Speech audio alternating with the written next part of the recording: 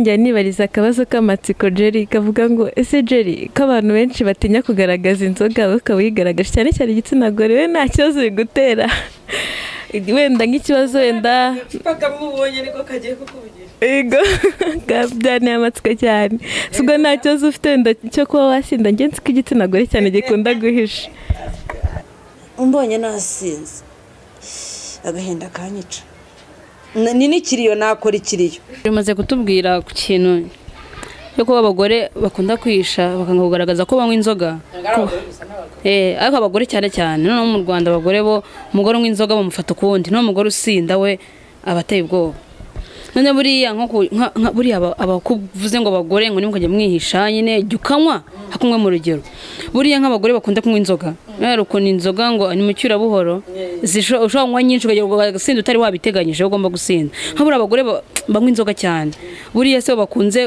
kunarirana mu ngo zabo bakanahukana ubu nisibyo n'abagore abagore basinda ntago aribo bahukana cyane au contraire abagore banywa ku nzoga bakagira n'igihe runaka rega mu kinyarwanda avanga ngijisho ridahara ntirihaka urumva nituza no mu Rwanda rero ni nako bimeze mu Rwanda ntabwo inzoga yaziririzwaga ahubwo baravuga ngo uyikura mu kabindi ikagukura mu bagabo ntabwo inzoga yaziririzwaga bakakubwira ngo inzoga ni imfura inyobwa n'indi mfura inzoga ni mucyura buhoro bageza ku ngara ingi ni Ingara TV mutazongera no kumbaza ngo Ingara bivuga iki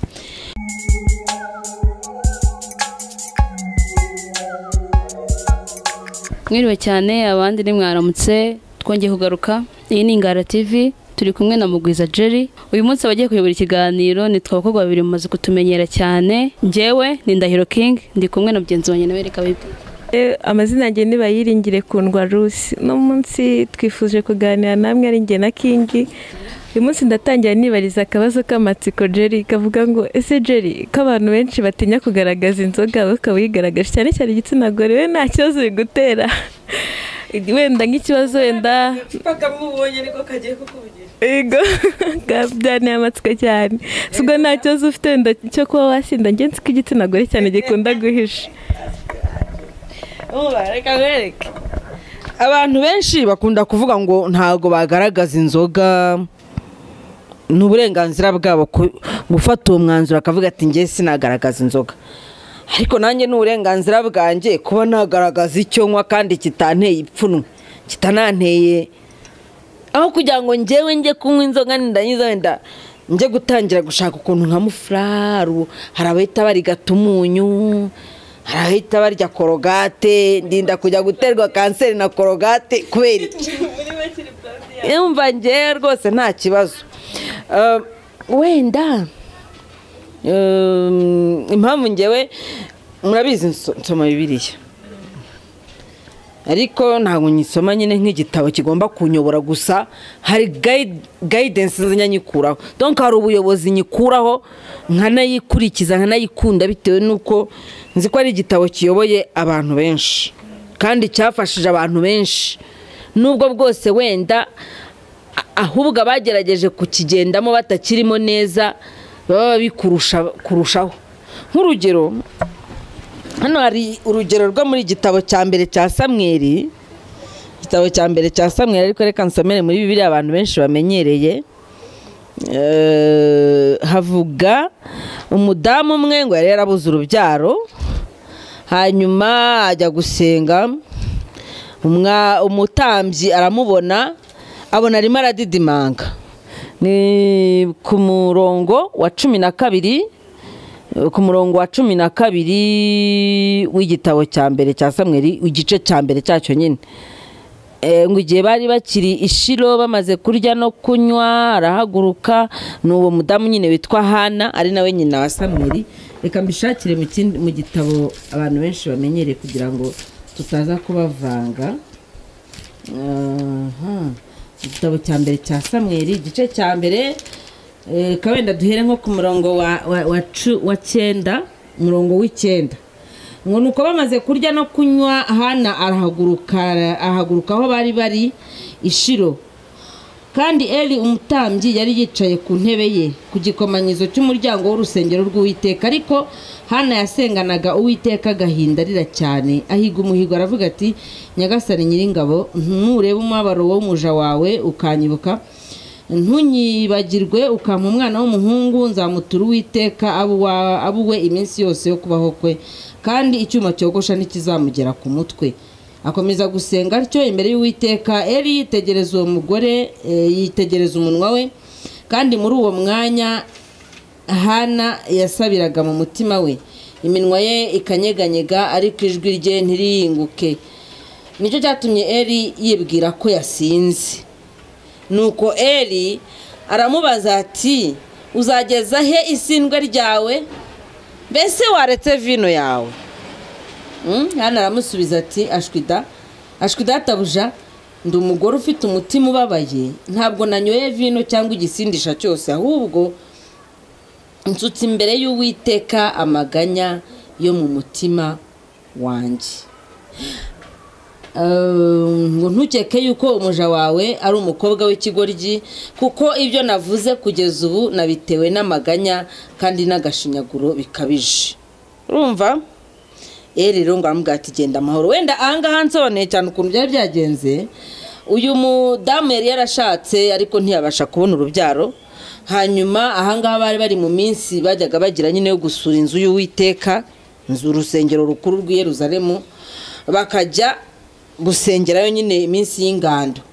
Muri iyo minsi rero ni ukuvuga ngo kuki umutambyi yarebye uwo mugore akamukekera ko yasinze niba batarajyanaga inzoga mu byo bagendanaga, mu byo bajyanaga ku rusengero. Urumva niba kunywa inzoga bitari byemewe, ntabwo yari kumukekera ko yanyoye inzoga, ahubwo babaga baravuye kure mu misozi y'iwabo, kure na kure. Mbese tubigereranyije ni nk'uko umuntu yava nk'Icyangugu akaza i Kigali, byanze bikunze aba agomba kuzana impamba y'ibizamutunga mu gihe cyose azamara aho hantu. Rero kuba umutambyi, wenda abadukurikiye nabo bazatubwire mu duhe commentaire, kuba umutambyi yaratekereje yuko uriya mugore ashobora kuba yasinze, nuko yarazi neza yuko mu byo bajyana na vino yemewe. Kandi ni vino imeze ite?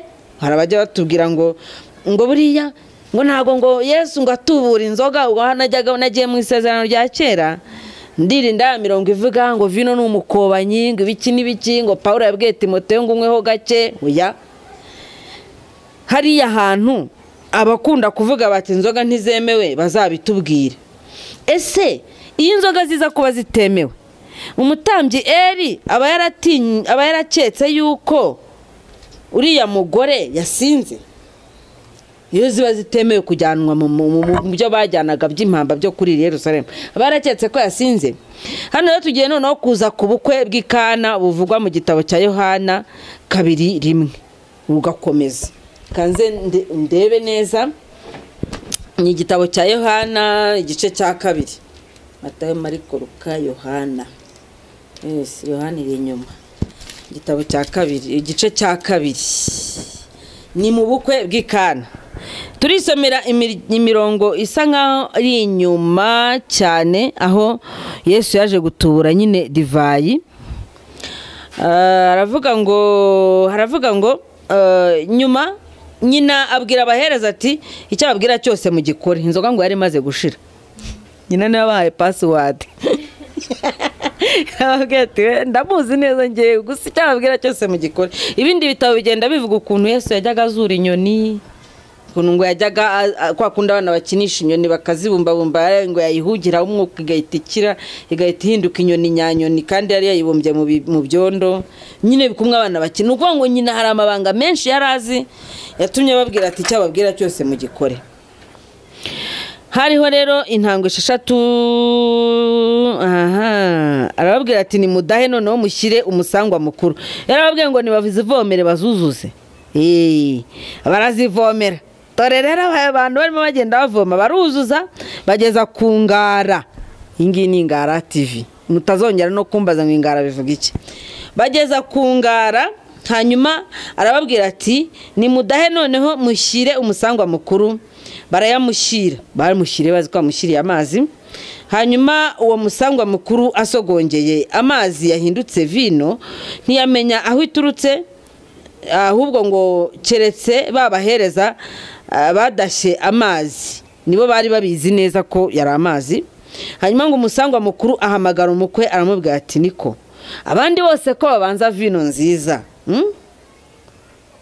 abantu bamara guhaga bakabona kuzana iziryoshye uretse twumve abandi bose babanza vino nziza abantu bamara guhaga bakabona kuzana izitaryoshye urumva password urumva niri ati woweho washinguye nziza none nizo uherukije sibyo ubwo rero ngo icyo nicyo kimenyetso Yesu yakoze ikana y'i Galilaya yerekana icyubahiro cye abigishwa be baramwizera reka tugaruke kuri aka kantu ko kuvuga ngo abandi bose babanza vino nziza abantu bamara guhaga bakabona kuzana izitaryoshye ariko wehoho wabitse washinguye izi nziza abari zuherutse ibitabo byinshi by'amateka ari n'umunyamateka witwa Flavius Joseph wanditse ibintu byinshi cyane kubijyanye na Bibiliya donc n'umunyamateka ariko ashingiye kuri Bibiliya avuga ko muri Israel batabuzwaga kunywa inzoga ubwo ndaza kugaruka mu Rwanda aho abantu benshi bizera aho abantu benshi biyumva aho abantu bataza kumbaza ngo kuki uvuze gutyo na gutyo muri icyo gice cy'isi nyine abaturage baho babaga bemerewe kunywa inzoga icyabaga kibujijwe ni ugusinda iyo wasindaga kabisa ubwo washoboraga no kwamburwa inshingano runaka niba uri umuyobozi w'umudugudu gasinda niba ushinzwe amarembo bagiraga amarembo yinjiriramo amatungo amarembo yinjiriramo abantu ayinjiriramo amaturo ayinjiriramo amakoro n'ibiki niba uri umucamanza niba uri umwanditsi wandika amategeko niba ushinzwe isinagogi runaka sibyo niba ari wowe ushinzwe hekaro gusinda kabisa cyabaga ari icyaha gishobora gutuma batazana gutangaho umugabo mu rukiko ngo ube waro ibyo byandikwa n'uwitwa Flavius Joseph ariko hari n'ibindi bitabo byinshi izitwa za Orantia zanditse ibintu byinshi cyane birenze na Bibiliya nubwo abantu benshi wenda bisomera Bibiliya gusa bakarekeraho rero nukuvuga ngo wenda impamvu nibanze kuri no murongo uyu mugabo yavuze ati ko abandi babika iziryoshye ko abandi batanga iziryoshye abantu bamara gushira inyota bakabona kuzana izitaryoshye ukaba wazanye izibishye mbere ukaba uherukije iziryoshye bite byawe ntago Bibiliya ihita isobanura cyane ibintu byinshi kuri uyu murongo ariko uwo Flavius Joseph hari n'abandi benshi bagiye bakora ibyo bitabo byita ngo ubwunganizi ubusobanuro bwa Bibiliya bagenda bavuga ko babaga bagamije kugira ngo abantu banywe iziryoshye bashira inyota hanyuma bitahire urumva mu rwego rwo kubarinda kuza gusinda kuko uramutse ubahaye izibishye ugaherutsaho iziryoshye n'ubundi izibishye ntibivuze ko zidasindisha ni ukuvuga ngo babaga babarinda kugira ngo anywe ashire inyota atahe wari umuco rero wo kunywa inzoga ntabwo byari bibujijwe nituza no mu Rwanda rero ni nako bimeze mu Rwanda ntabwo inzoga yaziririzwaga ahubwo baravuga ngo uyikura mu kabindi ikagukura mu bagabo ntabwo inzoga yaziririzwaga bakakubwira ngo inzoga ni imfura inyobwa n'indi mfura inzoga ni mu cyurabuhoro nta birori byaba byiza bitarimo inzoga ntabwo waza gusaba umugeni uze wikoreye ibintu by'ibitobe gusa biri aho ngo bitagira akantu gasembuye niyo mpamvu abantu benshi basigaye bataha ubukwe bakareba ko hari akabutike hafi hariya bakahava bavampagaye kubera iki baragenda bagerayo ugasanga bitwaje ngo wenda bamwe bari idini pardon ntabataza kubyumva nabi bamwe abari idini rituma koko badashobora kugira ibisindisha bashyira mu bukwe bwabo ariko hari n'ababyitwaza kandi waramutwerereye wahagera ugasanga ni fanta gusa ikintu gihari gisa nkaho gipfa gushyamo ni koka sibyo ni ibiki urumva ugasanga nk'umuntu w'umusaza yahumiye ameze nk'urunuza rwumiye ku ngata kandi ari umuntu w'umusaza ngo ntago ngo wabahanga ibyo utanywa urumva rero niyo mpamvu ngiye kwerekana inzoga cyangwa kwemera ko nywa inzoga nta kintu bintwaye gutinyuka inzoga natangiye kuyitinyuka muri 1998 maze kwigishwa ko ikibi ari ugusinda kuva ubwo mu icupa rimwe. Ujya wumva abantu bavuga ngo umuntu ngo asinda icyo asanganywe. Buriya niyo mfashe ikirahure ngatangira kunywa mpita mvuga ngo hani hashaka habe hari inzoga zivuye metero, ubundi bapima metero, icupa bakagenda bashyiraho irindi gutya. Ni hashaka habe hari metero 20 z'inzoga kandi z'ubuntu ntaguze, sinemerewe gusinda. Byose ni hano. Ni hashaka ni cyakora ubanza narigeze gusinda rimwe sinanabyibuka neza, ariko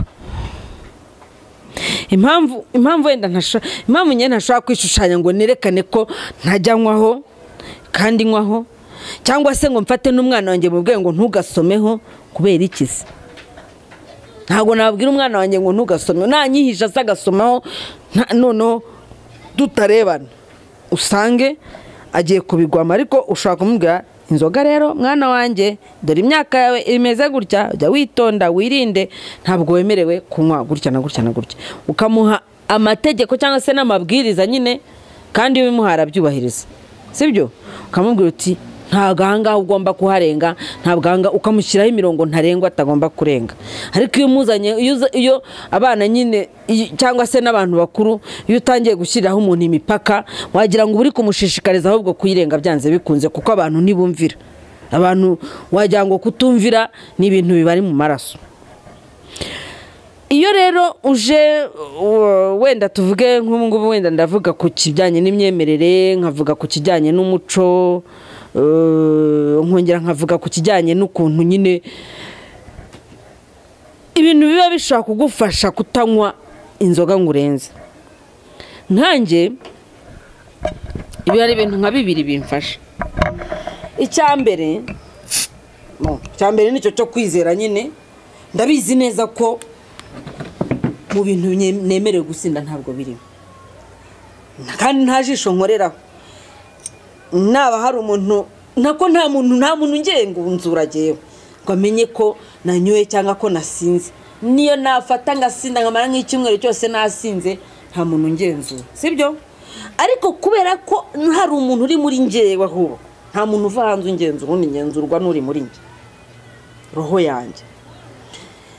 Hari ibintu nka 3 bimfasha, azimi nawe uzabona ibigufasha.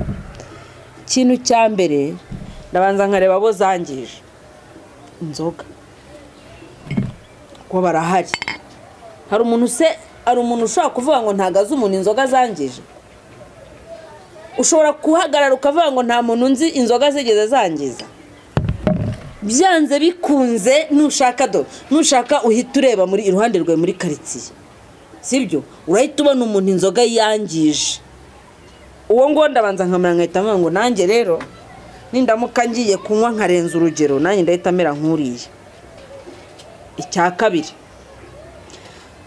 kimfasha nuko ntagira amafaranga menshi. Ntabwo ngira amafaranga menshi. Abantu ntibabyumve gutyo ngo bagiye ngo ndababeshya. Ntabwo ngira amafaranga menshi pe, ntabwo ngira ya mafaranga nshobora gufata nkisanzuramo gute se. Hari inshingano nyinshi mfite ku buryo ndamutse nihaye kunywa simbiza, ariko n'uyo wayampa sinzi ko byakunda, ko ubwonko bwanjye deja bwarangije gusetingamo yuko ngomba kunywa icupa rimwe, ntabwo ndirenze. Niyo nishimye nkanywa nko 2 ubwo ni ibyo nyine. Iyo ntangiye kumva ntangiye guhindukira gutya mpita nsaba amazi yo kunywa, ubwo icyo ni cya 3 kimfasha. Ariko ngarutse kuri ako ngako ka 2 kamfasha nuko ntabwo ngira amafaranga menshi, ntabwo ngira ibigare by'abantu benshi ku buryo nshobora kuzisanga nanyweye icyesi y'inzoga, ko hari abantu banywa bakageza ubwo banywa icyesi. Ni ibintu 3 rero. Ni icyambere ni ukuba hari abantu nzi, wenda harimo n'abanjye bwite zangije, ku buryo mpita mvuga ngo emwe rya 3 ndahita ngenda. Urumva? Icya kabiri ni uko ntabwo ngira amafaranga menshi. Icya 3 kimfasha n'amazi.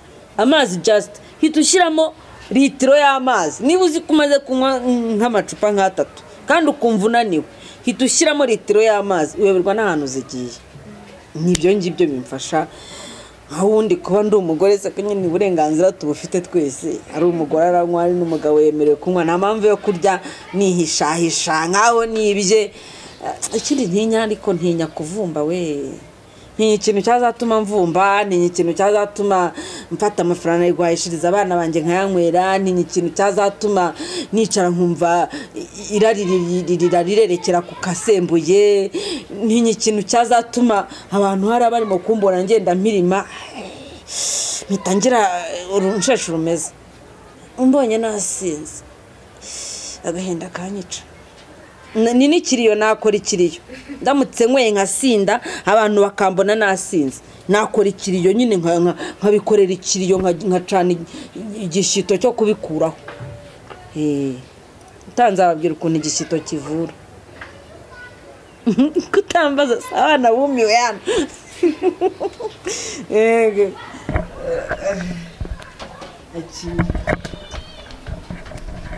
Jerry umaze kutubwira ku kintu yuko abagore bakunda kwihisha bakanga kugaragaza ko banywa inzoga. Ariko abagore cyane cyane no mu Rwanda abagore bo umugore unywa inzoga bamufata ukundi, no umugore usinda we abateye ubwoba. None buriya buriya abakuvuze ngo abagore ngo nimukajya mwihisha nyine jyukanywa hakumwe mu rugero. Buriya nk'abagore bakunda kunywa inzoga. Rero ukuntu inzoga ngo ni mucyura buhoro ushobora kunywa nyinshi ukagira gusinda utari wabiteganyije ugomba gusinda. Nk'abura abagore banywa inzoga cyane. Buriya se bakunze kunarirana mu ngo zabo bakanahukana.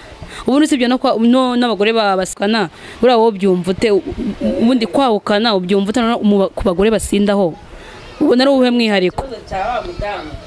Amwita Inyasienne yabivuzeho nyine avuga ati ni byiza. Buriya uzumva n'abantu benshi bakunda kuvuga ngo ariko ngo buriya ngo bazatuzaniye ngo akantu ngo ka kontara. Uziko abanyarwanda buriya kontara bari bayifitanye muri bo. Kontara kabisa yarikoraga. Kuko hari ukuntu umuntu mubana imyaka 5, imyaka 10, urukundo yagukundaga, uburyo yagukundwa akaza, uburyo yaguteteshaga, agatangira kuguca amazi, agatangira kujya gufata uko yiboneye, icyo gihe wahukana ukajya iwanyu. Akagenda akazazigaruka gusaba da, agaruka. Nuko wenda ubu ngubu byanahindutse, abagabo basigaye bavuga ngo nta mugore ucyahukana, ngo asigaye yahukana abagabo. Simbizi byashoboka. Abandi bakavuga ngo kwahukana ngo ererere ngo nahukane ngo mbe ndusigiye bakeba. Abandi bese kwahukana byahinduye iyindi sura. Abandi nabo ntibakigiraho bahukanira ngo babe bafite ababyeyi babo babahukanireho. Ugenda unarire ku rutugu rwa mama wawe umubwira agahinduwe nako akumve. Aho ugasanga nyine bibaye ngombwa ko yahukanira muri ghetto twagiye tumva mu majyepfo. Usibye ko mu majyepfo cyane noneho za Nyamagabe ngo banakoze inzu y'urwahukaniro urumva. Ariko wumve ko kwahukana ari ikintu cyatumaga ubundi mu Kinyarwanda babyitaga kwikangarira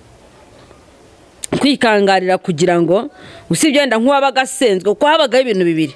Habagaho kuba umugabo yagera hakagusenda bitewe n'uburyo urimo kugenda witwara, ariko habagaho nanone no kwahukana bitewe n'uburyo umugabo arimo kugenda yitwara ukamukangara. Kukwikangarira rero byabagaho. Nge navuga ko nanabishima nkavuga ngo byaruta aho kugira ngo twumve yamukuye ijosi, twumve yamuteye imboga hejuru, twumve yamushyize mu cyobo cy'amazi, umwe yaba anyuza aha undi akaba anyuza aha. Habagamo icyo kintu cyo kubana ko kava kanse gakenewe n'iki. Noneho ugasanga wa mugore cyangwa se nyine na wa mugabo niba koko bisigaye ariko bimeze, aho kugira ngo aze umujinya uze kumukoresha ikintu kibi agahitamo kuba yiyufuye akazagaruka tension yamanutse cyangwa se bitagigize. Hano rero uravuga uti buriya bari abagore sibo bahukana, nta hantu bihuriye. Ahubwo usanga umugore unywa inzoga anuramenya no kubaka urugo ko ntibazakubeshya. Maze kubona apana ari kuwunywa ngo yuzuze, unywa akagenda akarenza urugero we nta rezo muha kabisa, no gusenya byamubangukira. Ariko abagore benshi banywa inzoga, ngewe abenshi nzi banywa agasembe kabisa bakanagahaga, uzasanga yubaka rukanakomera. Nawe wibyo ari byo. Ntago nzi ikintu kirimo hagati aho ngaho bashobora kuba bafitemo nk'ibanga, cyangwa se n'abagabo hari ukuntu bikundira umugore wavamvagaye. Kuko hari n'ukuntu muba muri kumwe yamenya kutanywa inzoga ukabona arakwishisha, ngahita avuga ati umunsi umwe nzasinda ndebe mu mutwe babarira somaho, ugasanga arazi kunywesha ku ngufu. abagore basinda ntabwo aribo bahukana cyane, au contraire abagore banywa ku nzoga bakagira n'igihe runaka, rega mu kinyarwanda bavuga ngo ijisho ridahara ntirihaka. Urumva ni ukuvuga ngo wa mugore niba hari igihe kigeza runaka agasa nk'uvamvagariye mu nzoga, n'umugabo aravamvagara, mu gitondo bavamvagura ubukane bose, hari ukuntu bongera bagatekereza iby'urugo rwabo bakabishyira ku murongo. Iyo babanjije kunywa se kuri ako gasembo ariko bicara bakaganira ugira ngo hari ikintu bishobora gutwara urugo, ahubwo ikibi ni babandi usanga umwanywa wenyine. Abanyarwanda bakeneye no kwigishwa kandi kantu, usanga umugabo yasohotse buri gihe akanywa wenyine, yanywa agasangira n'abatari abagore be, umugore warimo kwicwa n'inyota mu rugo. Musohokane munywane rimwe, kandi n'abagore namwe mureke kuzaya mujya gucunga umugabo ngo aguza ngahe. Gasanga arabaga ngo usanga amafaranga yose ngo utanze ngo ubuse umufuka w'isima, urashaka iki? Ahubwo ubwo nibwo uzatuma ubutaha atazatuma mujyana, ariko mujyane mu press zayo muri bunywere, nimushaka muyahe barman imbere, nimunywa mukumva zaryoshye, mwiyongeza kandi gacupa mugatahane mujye kwanywera mu rugo.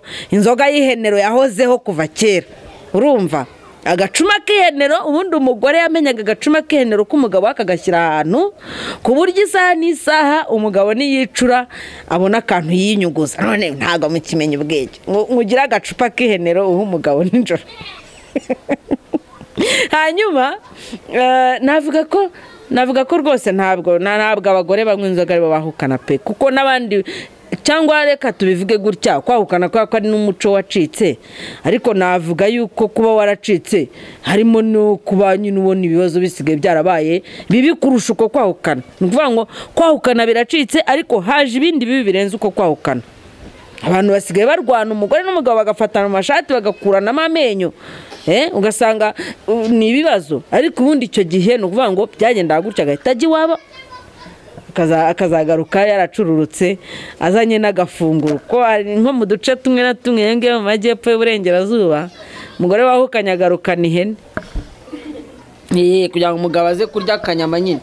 Hari n'abagore ariko ngo hakaba n'abagabo ngo birukana abagore kugira ngo bazagire icyo baza.